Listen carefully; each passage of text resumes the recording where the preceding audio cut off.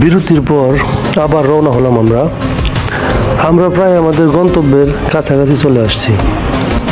উপজেলার ভেতর একটু কাজ ছিল, কাজ শেষ করে আবার বের হয়ে যাচ্ছি। সাটুরিয়া উপজেলা এবং বালিয়াটি প্রাসাদ কাছাকাছি অবস্থিত। আপনি যদি বালিয়াটি প্রাসাদ ভ্রমণে আসেন তাহলে প্রথমে দেখতে পাবেন সাটুরিয়া উপজেলা পরিষদ। উপজেলা পরিষদ পার হয়ে রাস্তার বাম পাশে সুবিশাল একটি খেলার মাঠ দেখতে পাবেন। মাঠের সাথেই বালিয়াটি ঈশ্বরচন্দ্র উচ্চ বিদ্যালয়।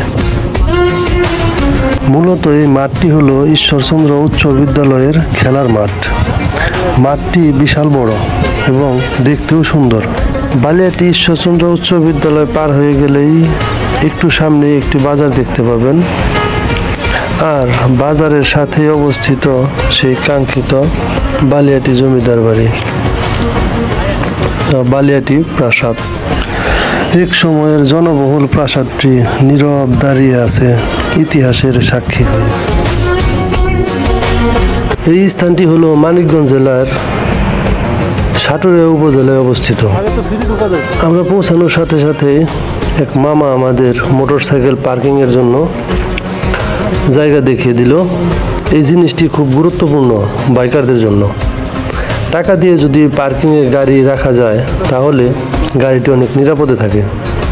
তাই আমি বাইকার ভাইদের বলবো, কোনো জায়গায় ঘুরতে গেলে 10-20 টাকা দিয়ে গাড়ি পার্কিংয়ে রাখবেন, তাহলে গাড়িটি নিরাপদে থাকবে, আপনিও নিশ্চিন্ত মনে ঘুরে বেড়াতে পারবেন।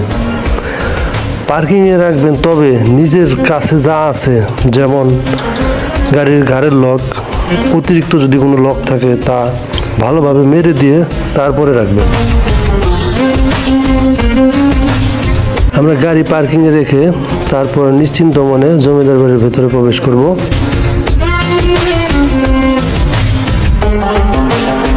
এই জমিদার বাড়িটিতে আগে যখন আসছিলাম তখন দেখলাম একটি কলেজ ছিল এক পাশে, আর এক পাশে ভূমি অফিসের কাজের জন্য ব্যবহার করা হতো। সেই সময় টাকা লাগতো না। এখন এই জায়গায় কলেজও নেই, ভূমি অফিসও নেই। বালিয়াটি প্রাসাদটি বর্তমানে সংস্কৃত বিষয়ক মন্ত্রণালয়ের আওতাধীন। অধিদপ্তর কর্তৃক 1968 সনের অ্যান্টিকুইটি অ্যাক্টের 14 নং ধারা অনুযায়ী 1976 সনে সংশোধিত এর আওতায় সুরক্ষিত এবং সংরক্ষিত হচ্ছে। পশ্চিম দিক থেকে দ্বিতীয় স্থাপনাটির দ্বিতীয় তলায় একটি অংশে জাদুঘরে সংরক্ষিত বিভিন্ন প্রাচীন নিদর্শন প্রদর্শিত হচ্ছে। জমিদার গোবিন্দরাম সাহা বালিয়াটি জমিদার বাড়ির গোড়াপত্তন করেন। 18 শতকের মাঝামাঝি সময়ে তিনি লবণের বণিক ছিলেন।